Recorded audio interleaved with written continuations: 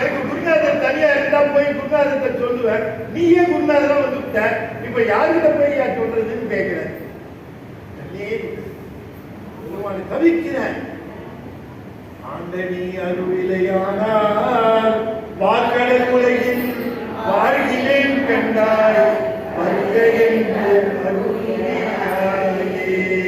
வம்பனின் தன்னை ஆண்டமாமணியே மற்ற நான் பற்றிலே கண்டாய் உம்பரும் அறியா ஒருவனே இருவத்து உணவிடன் உலகம்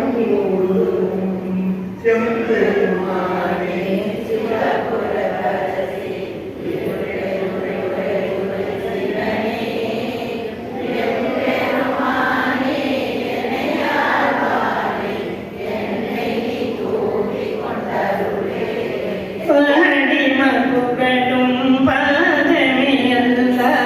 பச்சை